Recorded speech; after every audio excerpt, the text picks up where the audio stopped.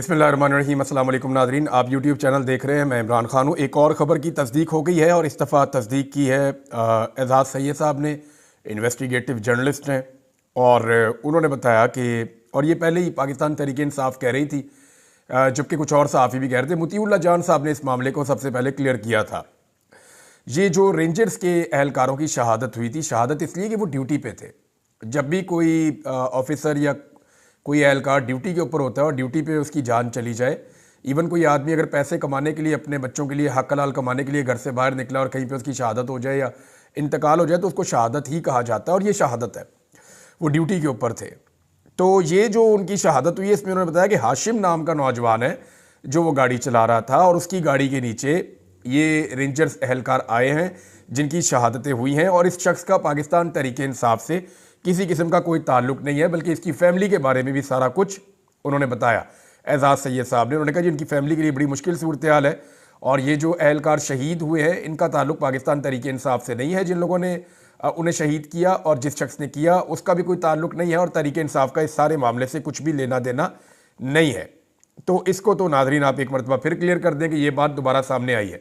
इमरान खान साहब के हवाले से जो खबरें चल रही हैं वो सारी ठीक नहीं है, लेकिन बहुत सारी चीज़ें ऐसी हो रही हैं इमरान खान के बारे में जो मैंने आपको पिछले वीलॉग में बताई थी। नंबर 1, इमरान खान साहब को जेल में तंग किया जा रहा है, उनके लिए परेशानियां बढ़ाई जा रही हैं और सर्दी के अंदर उनको परेशान किया जा रहा है, जिस तरह किया जा रहा है वो भी मैंने आपको बताया। दूसरा, इमरान खान साहब को जेल से शिफ्ट करने की तैयारी की गई है। किसी वक्त भी उनको जेल से शिफ्ट किया जाएगा, हो सकता है आज किया जाए, कल किया जाए, लेकिन इमरान खान साहब को ये फैसला हो गया है कि अडियाला जेल से निकालकर कहीं और शिफ्ट किया जाएगा। क्या उन्हें मिलिट्री कोर्ट में ले जाएंगे, फौज अपनी कस्टडी में ले जाएगी, या किसी और जेल में भेजा जाएगा, या कुछ और इंतजाम किया जाएगा, इसके बारे में अभी कुछ नहीं कह सकते। लेकिन कुछ किरदार हैं जो वक्त गुजरने के साथ साथ सामने आ रहे हैं कि उन्होंने सारा खेल कैसे खेला। होना तो ये चाहिए कि अभी तक पाकिस्तान तहरीक इंसाफ को चंद चीज़ें करनी चाहिए थी। नंबर 1, उन्हें अस्पतालों में जाना चाहिए था, रिकॉर्ड इकट्ठा करना चाहिए था, उन्हें अपने लोगों का पोस्टमार्टम करवाना चाहिए था। ये दोनों चीज़ें उन्होंने नहीं करवाई। तहरीक इंसाफ को प्रॉपर तरीके से अपना डाटा देना चाहिए था। अभी तक वो मुकम्मल तौर पे कामयाब नहीं हुए।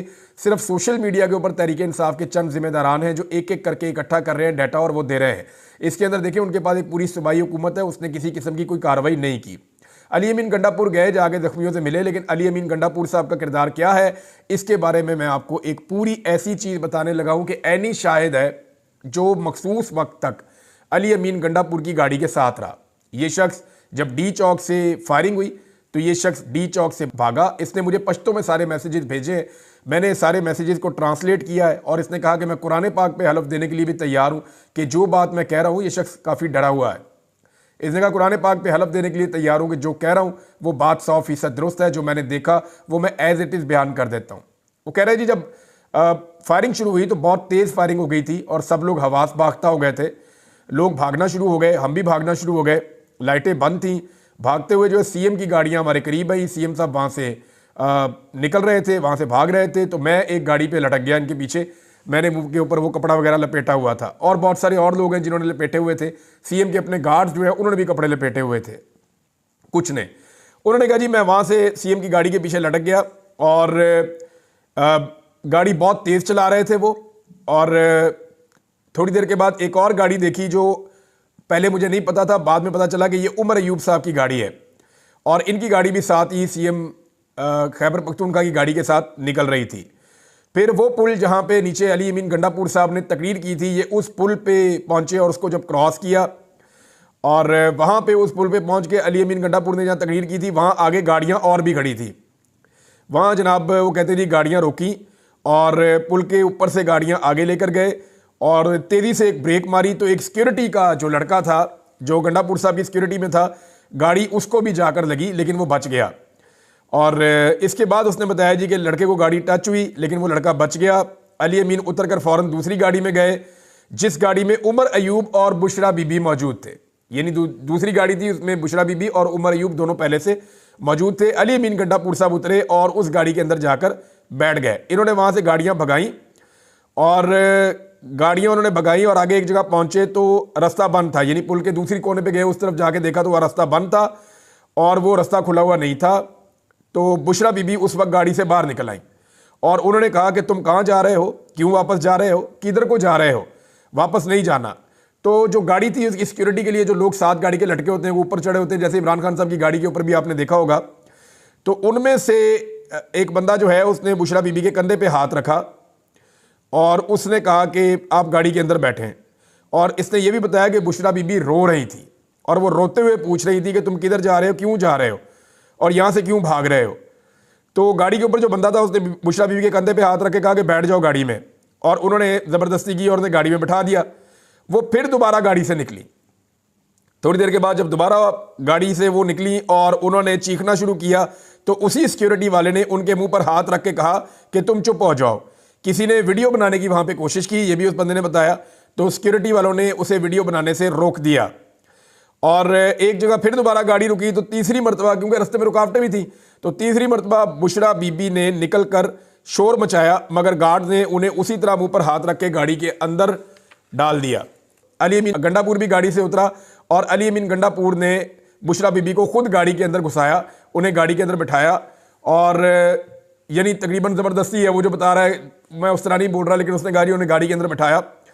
और वो ये कह रहा है कि मैं वहाँ से फिर सामने कुछ पंजाबी लोग जा रहे थे, पंजाब से आए हुए, कहता है मैंने वहाँ जाके शोर मचाया कि अली अमीन गंडापुर ज़बरदस्ती बुशरा बीबी को लेकर जा रहे हैं और ये ज़बरदस्ती ले जाया जा रहा है, वो नहीं जाना चाह रही, और मैं कुरान पर भी इसका हलफ देने के लिए तैयार हूँ। वो बार बार कह रही थी कि तुम लोग क्यों भाग रहे हो, तुम लोग क्यों भाग रहे हो, तुम लोग यहाँ पे रुको, लेकिन उसके बाद ये लोग वहाँ से निकल गए।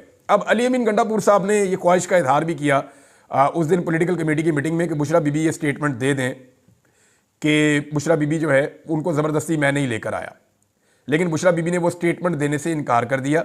और पॉलिटिकल कमेटी की मीटिंग में बुशरा बीबी ने ये कहा कि मैंने जो बात करनी होगी वो मैं इमरान खान के सामने कहूँगी, क्योंकि बुशरा बीबी के लिए अब सिचुएशन ये है कि उन्हें गिरफ्तार करवाया जा सकता है और ये ऐन मुमकिन है कि उन्हें आने वाले दिनों में गिरफ्तार करवा दिया जाए, क्योंकि बुशरा बीबी गिरफ्तार होंगी तो मामला जो है वो टलेगा।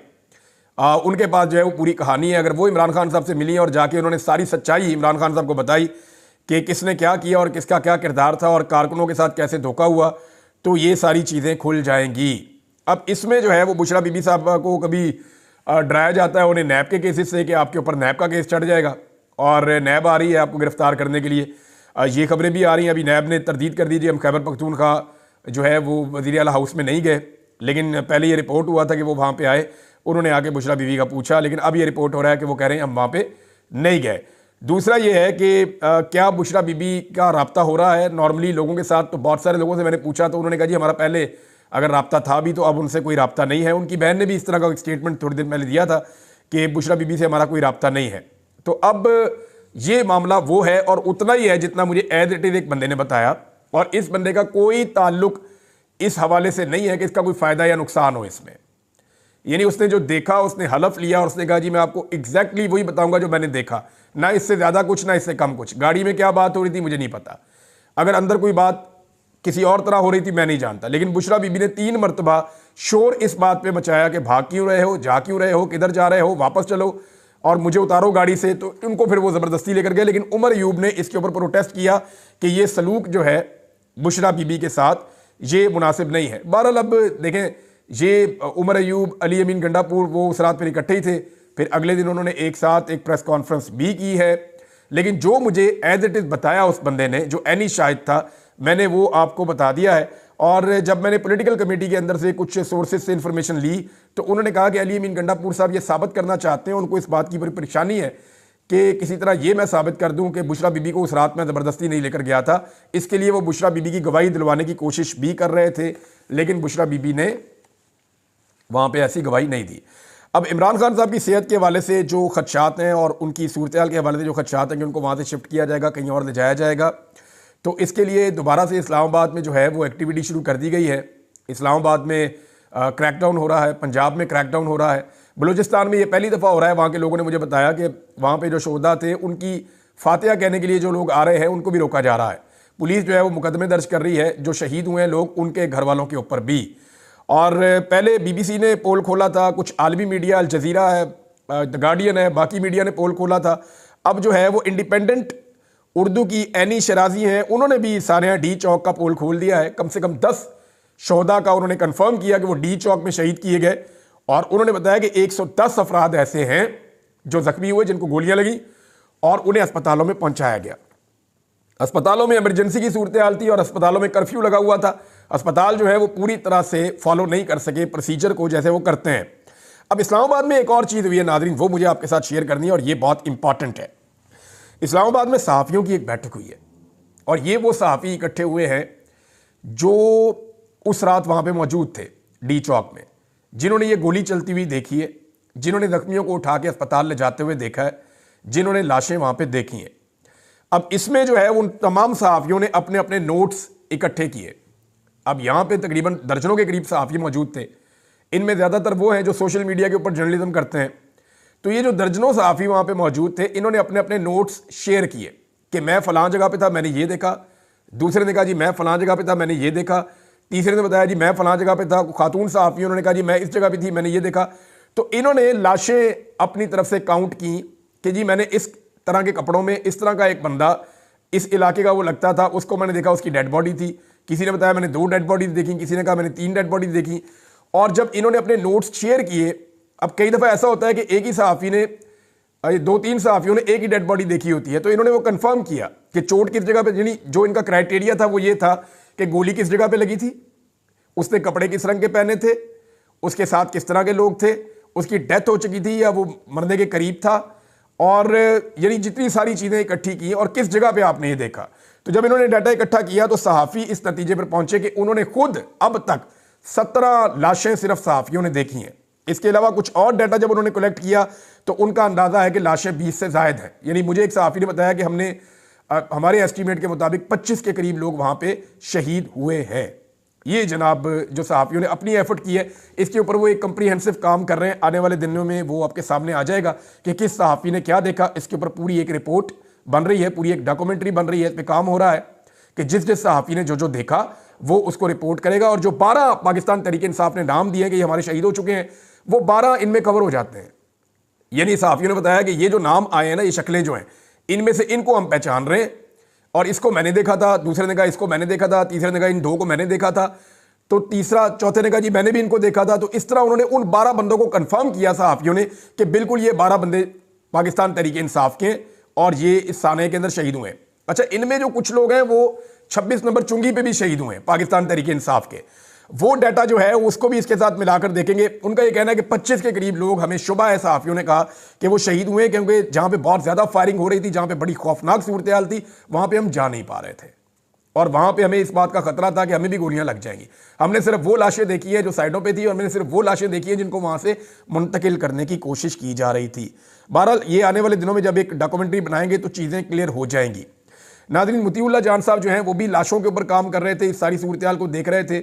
अल्हम्दुलिल्लाह उनकी ज़मानत हो गई है और रोपकार जमा होने के बाद उन्हें रिहा कर दिया गया है। अब तक की इतला के मुताबिक ये सहाफ़ियों ने रिपोर्ट किया इस्लामाबाद से कि मुतीउल्लाह जान साहब रिहा हो गए हैं। ये बड़ी अच्छी खबर है हमारे लिए, सबके लिए, कि उनको पहले गायब किया गया था, लेकिन जितनी ज़ोरदार तरीके से इस्लामाबाद में सहाफ़ियों ने, वकला ने और सिविल सोसाइटी ने और इसके अलावा ह्यूमन राइट्स की तंजीमों ने, पाकिस्तान के अंदर और पाकिस्तान के बाहर तंजीमों ने जिस तरह आवाज़ उठाई है, उसके बाद मुतीउल्लाह जान साहब को अगवा रखना मुमकिन नहीं रहा, जबरी लापता करना मुमकिन नहीं रहा। वो फिर उसके बाद बाजियाब हो गए, लेकिन वो पुलिस के पास मिले। अब वहाँ से भी उनकी बेल हो गई है और मुतीउल्लाह जान साहब जो हैं वो अपने घर पहुँच जाएंगे और उसके बाद वो अपना रूटीन का काम शुरू करेंगे। ये तो है जी मुतीउल्लाह जान साहब का। शाकिर रवान साहब का देखें, हम सबको ना सिस्टम की ये गलतफहमी दूर करनी चाहिए कि अगर हमारे में कोई सहाफ़ी गरीब है, हमारे में कोई सहाफ़ी जो है उसके ज़्यादा बड़े लोगों से ताल्लुकात नहीं है, उसके सियासतदानों से ताल्लुकात नहीं है, उसके जनाब ब्यूरोक्रेसी में वकला से, बहुत बड़े बड़े लोगों से, NGO से उसके ताल्लुकात नहीं है, पाकिस्तान के बाहर जो लोग हैं उनके साथ उसके ताल्लुकात नहीं है, इस्लामाबाद के बड़े सहाफ़ियों से उनके ताल्लुकात नहीं है, तो फिर उस आदमी को एजेंसियां नहीं छोड़ेंगी या उसको अपने पास रखेंगी। ये गलतफहमी हमें दूर करनी चाहिए। अब शाकिर रवान गरीब आदमी है, थोड़ा अर्सा पहले उससे नौकरी भी छीन ली। मुझे अच्छी तरह याद है, उसने मुझे फ़ोन किया कि इमरान भाई मामला ये है कि मेरी नौकरी जा रही है। तो मैंने कहा क्या हुआ? उसने कहा जी बात यह है कि मेरा इदारा मुझे कह रहा है कि आप ट्विटर के ऊपर जो चीज़ें लिखते हैं वो लिखना छोड़ दें। मैंने कहा जी वो आप लिखते हैं, आप उससे मुतमईन हैं? उन्होंने कहा जी मैं लिखता हूँ, बिल्कुल ठीक लिखता हूँ, अपनी ईमानदारी के साथ लिखता हूँ, मैं उससे मुतमईन हूँ, मैं उसको लिखना नहीं छोड़ूंगा। ये मुझे शाकिर रवान साहब ने कहा। तो मैंने कहा यार आपकी जॉब है, आप कुछ कंप्रोमाइज़ अगर आप करना चाहें तो आप कर लें, थोड़ा बहुत आपकी नौकरी का मामला है, आपका घर इससे चलता है, आपको तनख्वाह मिलती है, आप थोड़ा सा अपने आप को बैक फुट पे अगर ले जाना चाहें तो ये आपकी एक मसलियत हो सकती है। उन्होंने कहा जी मैंने काफ़ी कोशिश की है, मैंने बहुत ज़्यादा अपने आप को कंट्रोल किया, लेकिन वो एक के बाद एक स्टेप आगे बढ़ते हैं। मुझे ऐसा लगता है कि मुझे खामोश करवाना उनका मकसद है। मैंने कहा फिर आप क्या करेंगे? तो उन्होंने कहा जी मैं नौकरी छोड़ दूंगा। वो मुझे नौकरी से निकाल देंगे, मैं नौकरी छोड़ दूंगा, लेकिन मैं सच बोलना नहीं छोड़ूंगा। अब ये वो आदमी है जो कि लैंडलॉर्ड नहीं है, ये वो आदमी है जिसके पास कोई बड़ी जायदाद नहीं है, ये कमज़ोर और गरीब आदमी है जिसकी बहुत कम पहचान है। और वो आदमी जो है वो डट कर खड़ा हुआ, उसने कहा नहीं मैं सच बोलूंगा। और सच बोलने की सज़ा क्या है वो आपके सामने है। उसको अगवा कर लिया है, अब वो गरीब आदमी है, वो कमज़ोर आदमी है, और माड़े देते तो गुस्सा ही बहुत आंदा है। यानी जो कमज़ोर है ये सिस्टम उसको कुचल कर रख देता है। तो वो कहते हैं ना कि जुर्म ज़ईफ़ी की सज़ा मर्ग मफाजात। वो पाकिस्तान में रूल ऑफ लॉ तो है नहीं, जितना कोई कमज़ोर हो उसके ऊपर उतना ही गुस्सा निकालते हैं। तो ये सूरत हाल मैं देख रहा हूँ कि जो शाकिर रेवान साहब के साथ हो रहा है, मेरे ख्याल में हमें ये गलतफहमी दूर करनी चाहिए सिस्टम की कि अगर कोई जर्नलिस्ट है और वो आवाज़ उठा रहा है तो हम सबको उसके लिए भरपूर आवाज़ उठानी चाहिए, उसी तरह उठानी चाहिए जैसे हम अपने लिए सोचेंगे कि अगर हमारे साथ कुछ हो तो हम आवाज़ उठाएं, या हमें हमारे लिए लोग आवाज़ उठाएं। तो ऐसे ही हम सबको मिलकर शाकिर रेवान साहब के लिए आवाज़ उठानी चाहिए। जनाब यास्मीन राशिद साहिबा से मेरी आज बात हुई सुबह, और मैंने अपनी ज़िंदगी में पहली मरतबा उन्हें इतना रंजीदा देखा। यानी उनकी आवाज़ रूहानसी थी। मुझे ऐसा लगा जैसे वो रो रही हैं। हालांकि मैंने कभी ज़िंदगी में ये सोचा भी नहीं था कि यास्मीन राशिद जैसा पहाड़, जितनी मजबूत वो खातून है, उनकी आंखों में कभी आंसू आ पाएंगे, मैंने कभी सोचा भी नहीं था। तो मैंने उनसे कहा मैडम क्या हुआ आपको? तो उन्होंने कहा बेटा बात यह है कि मैं बेबस हूँ, मैं बेबस हूँ कि मेरे बच्चे मार दिए और मैं कुछ नहीं कर सकती। यानी आज भी वो अपने लिए नहीं रो रही, वो कैंसर की पेशेंट हैं और कैंसर से लड़ रही हैं और कैद काट रही हैं बहादुरी के साथ। और जो उनका मध्य मुकाबला है, जिसको जाली फार्म 47 पे जितवाया गया था, वो दौड़ गया, बार बार दौड़ जाता है, बहाने बना के दौड़ जाता है। और ये कैंसर से भी लड़ रही हैं और उस आदमी से भी लड़ रही हैं और जीती भी हुई हैं। अब मामला ये है कि यास्मीन राशिद साहिबा ने कहा कि मैं अपने बच्चों के लिए कुछ कर नहीं पा रही। मेरे दिल में बड़ी तकलीफ है इस बात की कि मेरे बच्चों का कत्लेआम किया गया है और मैं इसे कभी नहीं भूल पाऊंगी। मैं जितना बेबस अब महसूस कर रही हूं, मैंने ज़िंदगी में कभी महसूस नहीं किया। मुझे अपनी इस कैद से सबसे ज़्यादा नफरत अब हो रही है, वो इसलिए कि मैं बाहर अपने बच्चों के लिए या उनको इंसाफ दिलाने के लिए कुछ नहीं कर पाऊंगी या कुछ नहीं कर पा रही हूँ। तो मुझे उन्होंने कहा कि बेटा मेरी आप लोगों से गुजारिश है, आप बाकी मीडिया वालों को भी कहो और जितने लोग सुन रहे हैं उन सब से कहो कि ये जो खून है ना बच्चों का, इसके ऊपर पर्दा ना पड़ने देना, इसके ऊपर बात करना, इसको रजिस्टर्ड करो, इसको हर जगह पर लेकर जाओ। इन्हें इंसाफ दिलाना अब हमारी जिम्मेदारी है, इन कत्लों के ऊपर पर्दा मत पड़ने देना। ये यास्मीन राशिद साहिबा के अल्फाज थे। मैं अभी उनसे बात कर रहा था तो उनका फ़ोन कट गया, मुझे उनसे और बात करनी थी लेकिन मैं नहीं कर पाया। जुल्म खलीलदाद का एक ट्वीट आया, वो अगले वीलॉग में मैं आपको बताऊंगा। लेकिन तहरीक इंसाफ को फौरी तौर पर इमरान खान साहब से मुलाकात का बंदोबस्त करना चाहिए। उन्होंने बहुत कोशिश की है, अदालत से अहकामात लेकर दोबारा गए लेकिन मुलाकात नहीं करवाई गई। इमरान खान साहब की सेहत के हवाले से खदशात हैं, मैंने जैसे कि आपको बताया, और उनको तंग किया जा रहा है, उनको अजियत दी जा रही है और उनको कहीं भिजवाने की भी कोशिश की जा रही है। ऐसा कोई फैसला हुआ है कि इमरान खान साहब को अब अडियाला से शिफ्ट किया जाएगा। कहाँ शिफ्ट किया जाएगा ये आपको पता चल जाएगा, लेकिन सिचुएशन इंतहाई वर्स है। ये निज़ाम हर लेवल को क्रॉस करता चला जा रहा है और जो जो चीज़ें आ रही हैं हम आपको एज इट इज़ रिपोर्ट कर रहे हैं नाज़रीन। यानी ये जो इस वक्त खिलवाड़ हो रहा है पाकिस्तान में रूल ऑफ लॉ के साथ, इंसाफ के साथ, कानून के साथ, और जिस तरह लाशें छुपाने का और ज़ख्म छुपाने का एक पूरा बंदोबस्त हो रहा है, ये पाकिस्तान के किसी सूरत भी मफाद में नहीं है। बिलावल जरदारी ने बड़ी अजीब बात की। बिलावल ने कहा पाकिस्तान में इस्तेहकाम लेकर आना है सियासी, ताकि माशी इस्तेहकाम आए। अब चाहे ये इस्तेहकाम बातचीत से आए तो चाहे ये लाठी के साथ आए। ये है बिलावल की जमहूरियत। इस पर अगले वीलॉग में बात करूँगा, इस पर तसल्ली से बात करूँगा। ये जमहूरियत के अंदर छुपे हुए आमिर हैं और ये जालिम और जाबर लोग हैं। अब तक इतनी अपना ख्याल रखिएगा, अपने चैनल का भी। अल्लाह हाफ़िज़।